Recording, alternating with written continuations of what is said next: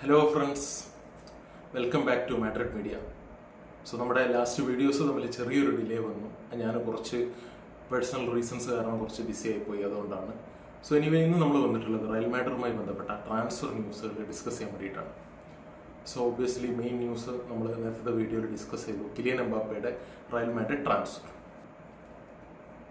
ഒരുപാട് പേര് ഇപ്പോൾ ചോദിക്കുന്നുണ്ട്, നമുക്ക് എംബാപ്പയുടെ ഒരു സൈനിങ് ആവശ്യമുണ്ടോ? ഓൾറെഡി തന്നെ നമ്മുടെ ലെഫ്റ്റ് വിങ് വളരെ സ്ട്രോങ് ആണ്. അവിടെ വിനീഷ്യസ് ജൂനിയർ ഉണ്ട്, റോഡ്രിഗോ ഗോസ് ഉണ്ട്. സോ ഈ രണ്ട് പ്ലേയേഴ്സും ലെഫ്റ്റ് വിങ്ങിൽ നല്ല സ്ട്രോങ് ആണ്. പോരാതെ തന്നെ ബ്രഹീം ഡിയാസും നല്ല രീതിയിൽ ലെഫ്റ്റ് വിങ് കളിക്കാൻ കാപ്പബിലിറ്റി ഉള്ള ഒരു പ്ലെയറാണ്. സോ അപ്പോൾ നമുക്ക് എംബാപ്പേനെ ആവശ്യമുണ്ടോ എന്ന് ഒരുപാട് പേര് ചോദിക്കുന്നുണ്ട്.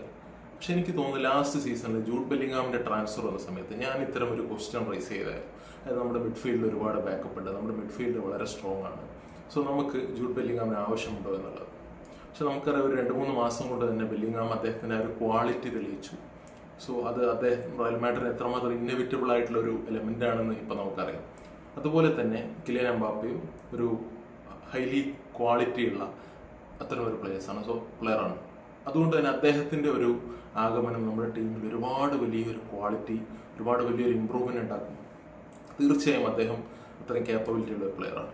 സോ അതുകൊണ്ട് തന്നെ റയൽ മാഡ്രിഡിന് ഒബ്വിയസ്ലി ചാമ്പ്യൻസ് ലീഗ് ജയിക്കുക, അതുപോലെ ഫിഫയുടെ മോഡേണൈസ്ഡ് ആയിട്ടുള്ള ആ ഒരു ഫിഫ ക്ലബ് വേൾഡ് കപ്പ് ഒക്കെ ജയിക്കണമെന്നുണ്ടെങ്കിൽ നമുക്ക് കുറച്ചുകൂടി ക്വാളിറ്റി ഇമ്പ്രൂവ് ചെയ്യണം. സോ അവിടെയാണ് കിലിയൻ എംബാപ്പെ കടന്നു വരുന്നത്.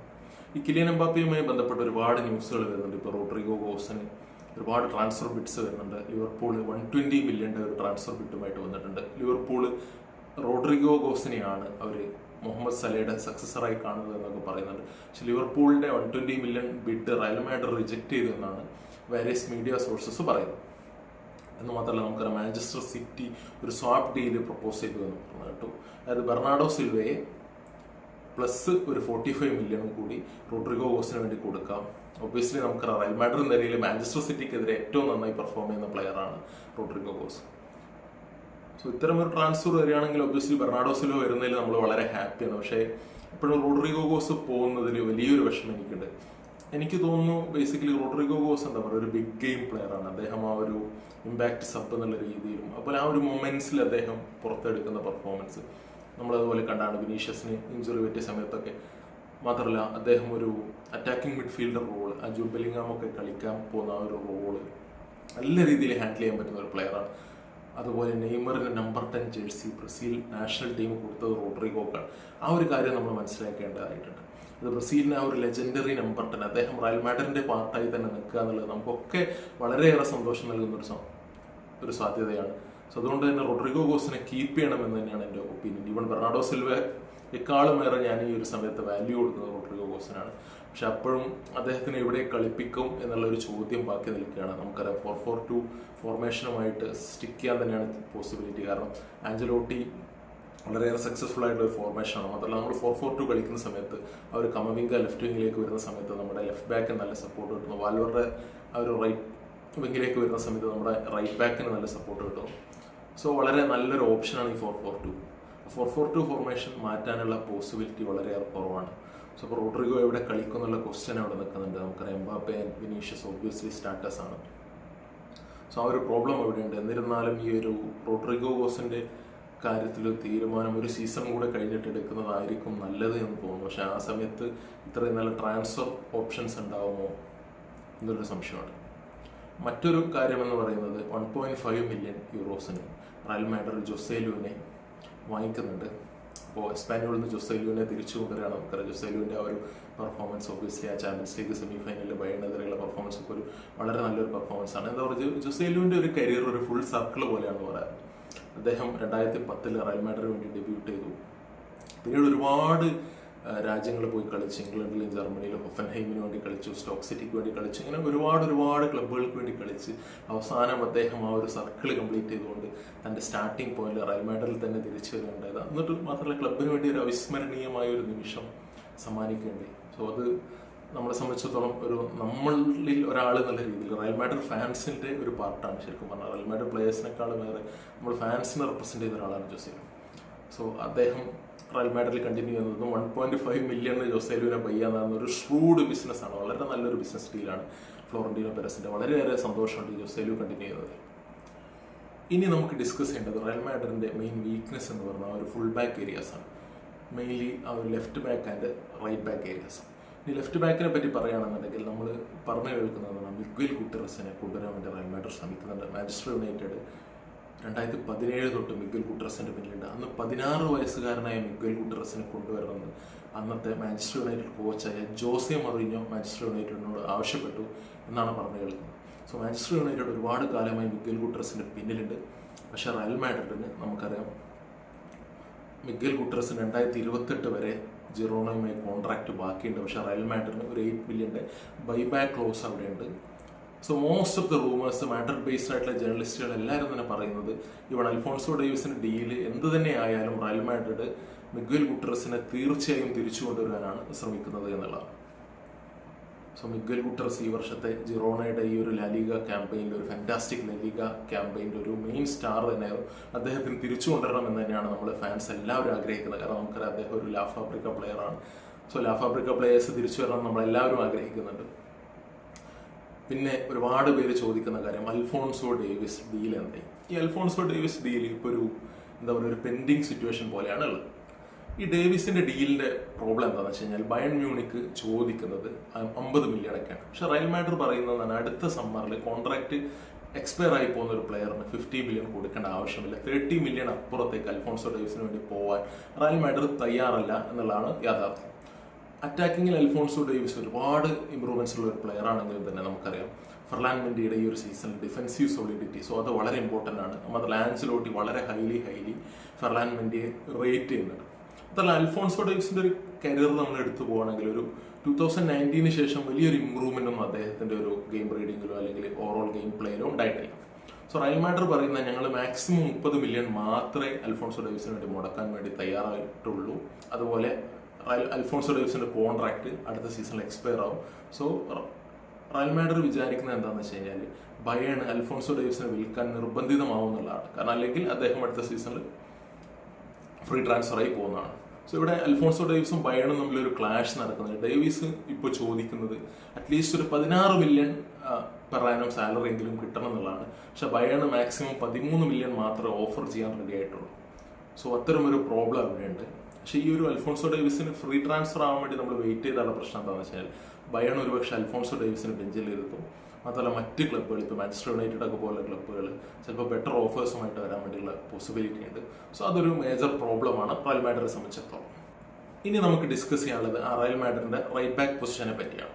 സോ റൈറ്റ് ബാക്ക് പൊസിഷനിൽ നമ്മുടെ മെയിൻ പ്ലെയർ എന്ന് പറഞ്ഞാൽ ഡാനി കർവഹാളാണ്. സോ ഡാനി കർവഹാളിന്റെ കേസിൽ പറഞ്ഞു കേൾക്കുന്നത് ഡാനി കർവഹാളിന്റെ കോൺട്രാക്ട് 2025 എക്സ്പയർ ആവും. സോ റയൽ മാഡ്രിഡ് നോർമലി നമുക്കറിയാം വെറ്ററൻസിന്റെ 30 വയസ്സ് കഴിഞ്ഞ പ്ലെയേഴ്സിന്റെ ഒരു വർഷത്തെ കോൺട്രാക്ട് എക്സ്റ്റൻഷൻ മാത്രമേ കൊടുക്കാറുള്ളൂ. പക്ഷേ ഡാനി കർവഹാളിന്റെ ഈ ഒരു സ്പെഷ്യൽ പെർഫോമൻസ് വെച്ചിട്ട് എസ്പെഷ്യലി ലാസ്റ്റ് 2 ചാമ്പ്യൻസ് ലീഗ് ഫൈനലിലുള്ള നല്ല പെർഫോമൻസ് കാരണം റയൽ മാഡ്രിഡ് ഇവൺ ഒരു ലോങ് ടേം കോൺട്രാക്ട് ഓഫർ ചെയ്യാൻ വേണ്ടിയിട്ടാണ് നോക്കുന്നത് ഡാനി കർവഹാളിന്. അതായത് 2027 വരെ ക്ലബിന്റെ ക്യാപ്റ്റനായിട്ട് ഡാനി കർവഹാൾ ഉണ്ടാവണമെന്നാണ് റയൽ മാഡ്രിഡ് ആഗ്രഹിക്കുന്നത്. നമുക്കറിയാം ലൂക്ക മോഡ്രിച്ച് ആയിരിക്കും അടുത്ത സീസണിലെ ക്യാപ്റ്റൻ.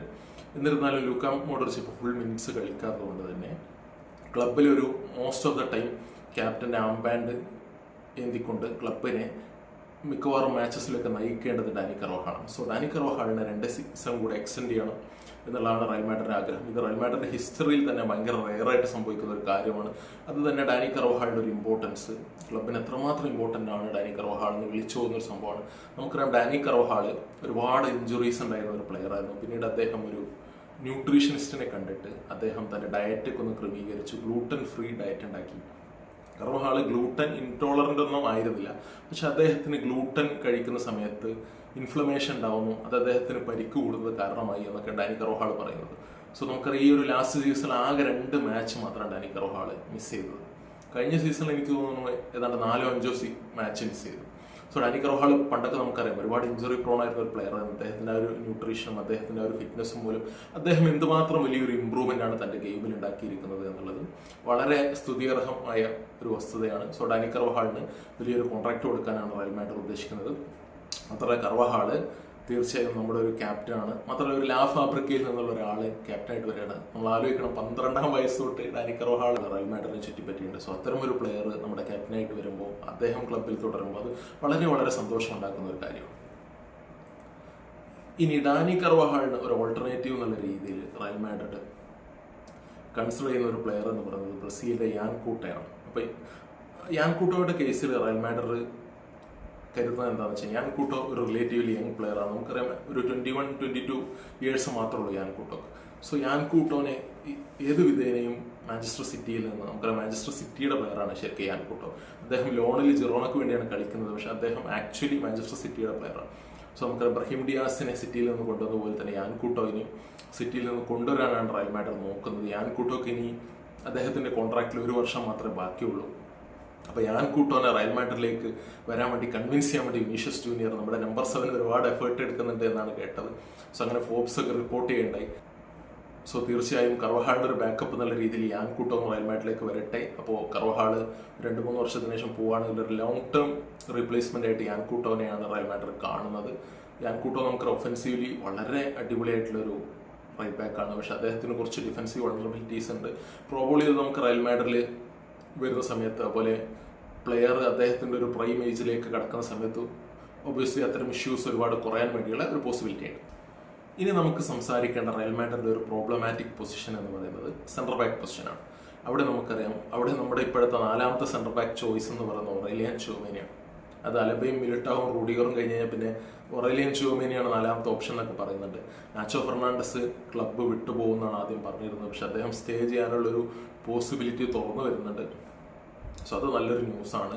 ഇനി ഒറേലിയൻ ചുവമേനി വളരെ ആങ്ഷ്യസ് ആണെന്നാണ് പറയുന്നത്. അദ്ദേഹം ഓൾദോ സെൻട്രൽ ബാക്ക് നന്നായി പെർഫോം ചെയ്യുന്നുണ്ടെങ്കിലും ചുവമേനി അത്രയും ഇൻട്രസ്റ്റഡ് അല്ല ഈ സെൻട്രൽ ബാക്ക് പൊസിഷനിൽ കളിക്കാൻ വേണ്ടിയിട്ട്. സോ നാച്ചോ പോകുന്നതിന് അദ്ദേഹം വളരെ എന്താ പറയുക ഒരു ആങ്സൈറ്റിയോട് കൂടിയാണ് കാണുന്നത് എന്നൊക്കെ പറഞ്ഞു കേൾക്കുന്നുണ്ട്. സോ ആ ഒരു സെൻട്രൽ ബാക്ക് പ്രോബ്ലം നമുക്കറിയാം. നമ്മൾ പലപ്പോഴും ഈ മേക്ക് ഷിഫ്റ്റ് സെൻട്രൽ ബാക്കുകളൊക്കെ വെച്ചിട്ട് പല മിറക്കിൾസും കാണിച്ചു, പക്ഷെ അത് എപ്പോഴും റിപ്പീറ്റ് ചെയ്യണമെന്നില്ല. സോ ആ ഒരു പ്രോബ്ലം ടാക്കിൾ ചെയ്യാൻ വേണ്ടിയിട്ട് ഒരു ജനറേഷണൽ ടാലൻ്റ് ആയിട്ടുള്ള സെൻട്രൽ ബാക്ക് ലെനി യോറോനെ ലില്ല് എന്ന് പറയുന്ന ഫ്രഞ്ച് ക്ലബിൽ നിന്ന് കൊണ്ടുവരാനാണ് റയൽ മാഡ്രിഡ് നോക്കുന്നത്. ഈ ലെനി യോറോ എന്ന് പറയുന്ന പ്ലെയർ വളരെ നല്ല ഒരു ഡിഫൻസീവ് എബിലിറ്റി ഉള്ള, നല്ല ഓൺ ദ ബോൾ എബിലിറ്റി ഉള്ള നല്ലൊരു സെൻട്രൽ ബാക്കാണ്. ഒരു ഹൈലി ഡിമാൻഡുള്ള ഒരു സെൻട്രൽ ബാക്കാണ്. സോ ഇദ്ദേഹത്തിൻ്റെ കേസിൽ അപ്പോൾ നമ്മൾ ഇദ്ദേഹത്തിനെ സൈൻ ചെയ്യാൻ വേണ്ടി നോക്കുന്നുണ്ട്. പക്ഷേ ഇവിടുത്തെ പ്രോബ്ലം എന്ന് പറയുന്നത് മാഞ്ചസ്റ്റർ യുണൈറ്റഡ് ആണ്. റയൽ മാഡ്രിഡ് ഏകദേശം ഒരു 40 മില്യൺ യൂറോസൊക്കെ ഈ ലെനി യോറോക്ക് വേണ്ടി ഓഫർ ചെയ്യാൻ റെഡിയാണെന്നൊക്കെയാണ് ട്രാൻസ്ഫർ ന്യൂസുമായി ബന്ധപ്പെട്ട വെബ്സൈറ്റുകളൊക്കെ പറയുന്നത്. പക്ഷേ പ്രോബ്ലം എന്താണെന്നാൽ മാഞ്ചസ്റ്റർ യുണൈറ്റഡ് അവരുടെ ഒരു പ്രയോറിറ്റി സെൻട്രൽ ബാക്ക് ടാർഗറ്റായി കാണുന്നത് ഈ ലെനി യോറോനെയാണ്. എറിക് ടെൻ ഹാഗ് അദ്ദേഹത്തിൻ്റെ റിന്യൂവൽ സമയത്ത് വെച്ചിരുന്ന ഒരു മെയിൻ കണ്ടീഷൻസിലൊന്നാണ് ഈ ലെനി യോറോനെ സൈൻ ചെയ്യുക എന്നുള്ളതാണ് പറയുന്നത്. സോ ലില്ല് ചോദിക്കുന്നത് 60 മില്യൺ യൂറോസിനടുത്താണ്. So Manchester United financially Real മാഡ്രിഡിനെ ഔട്ട്ബിഡ് ചെയ്യാനാണ് ഈ ലെനി യോറോൻ്റെ കേസിൽ തീരുമാനമെടുത്തിട്ടുള്ളത്. അവർ പറയുന്ന റയൽ മാഡ്രിഡിനേക്കാളും വലിയൊരു ട്രാൻസ്ഫർ സമ്മും അതുപോലെ കൂടുതൽ സാലറി ഞങ്ങൾ ഓഫർ ചെയ്യാൻ റെഡിയാണെന്നാണ് നമ്മുടെ മാഞ്ചസ്റ്റർ യുണൈറ്റഡ് പറയുന്നത്. പക്ഷേ ലില്ലിനും തന്നെ താല്പര്യം മാഞ്ചസ്റ്റർ യുണൈറ്റഡിനോടാണ്. പക്ഷേ ലെനി യോറോ റയൽ മാഡ്രിഡിൻ്റെ ഒരു ഫാനാണ്. അദ്ദേഹം റയൽ മാഡ്രിഡിലേക്ക് വരാനാണ് അദ്ദേഹത്തിന് താല്പര്യമെന്നാണ് ട്രാൻസ്ഫർ ന്യൂസുകളൊക്കെ പറയുന്നത്. സോ ലെനി യോറോ പോലെ ഒരു പ്ലെയർ റയൽ മാഡ്രിഡിലേക്ക് വരികയാണെങ്കിൽ അത് തീർച്ചയായും ഒരു വളരെ പോസിറ്റീവായിട്ടൊരു ന്യൂസ് ആയിരിക്കും. പക്ഷേ ഈ ഒരു മാഞ്ചസ്റ്റർ യുണൈറ്റഡും അതുപോലെ ഒരുപാട് പ്രീമിയർ ലീഗ് ക്ലബ്ബുകളൊക്കെ തന്നെ ലെനി യോറോൻ്റെ പിന്നാലെയുണ്ട്. സോ ആ ഒരു ട്രാൻസ്ഫർ സാഗ എന്താവുമെന്ന് നമുക്ക് കണ്ടു തന്നെ അറിയാം. സോ റയൽ മാഡ്രിഡിന് ഇപ്പോഴത്തെ ഒരു ബിസിനസ് മോഡൽ നമുക്കറിയാം. ഒരു ഓവറായിട്ട് എമൗണ്ട് സ്പെൻഡ് ചെയ്യുക എന്നുള്ളതിനേക്കാളും കൂടുതൽ ഒരു ഷ്രൂഡ് ഒരു ട്രാൻസ്ഫർ പോളിസിയാണ് റയൽ മാഡ്രിഡ് ഇപ്പോൾ ഫോളോ ചെയ്യുന്നത്. സോ ക്ലബിൻ്റെ ഒരു ലോങ് ടേം ബെനിഫിറ്റിന് വേണ്ടിയിട്ട്. സോ അങ്ങനെ ക്ലബിൻ്റെ ഒരു ഫൈനാൻഷ്യൽ ഹെൽത്തും കൂടെ മെയിൻറ്റെയിൻ ചെയ്യാൻ വേണ്ടിയിട്ടുള്ള ഒരു നല്ല ഷ്രൂഡ് ട്രാൻസ്ഫർ പോളിസിയാണ് ഇപ്പോൾ റയൽ മാഡ്രിഡ് പ്രസിഡൻ്റായുള്ള ഫ്ലോറന്റീനോ പെരസ് ഫോളോ ചെയ്യുന്നത്. സോ അദ്ദേഹത്തിൻ്റെ ഒരു വിഷനിൽ നമുക്ക് വിശ്വസിക്കാം. തീർച്ചയായും ലെനി യോറോ റയൽ മാഡ്രിഡിലേക്ക് വരുമെന്ന് നമുക്ക് പ്രതീക്ഷിക്കാം. സോ ഈ വീഡിയോയിൽ ഇത്രയുമാണ് പറയാനുള്ളത് ഗൈസ്. സോ കൂടുതൽ ട്രാൻസ്ഫർ ന്യൂസും അപ്ഡേറ്റ്സുമായിട്ട് നമുക്ക് അടുത്ത വീഡിയോയിൽ കാണാം.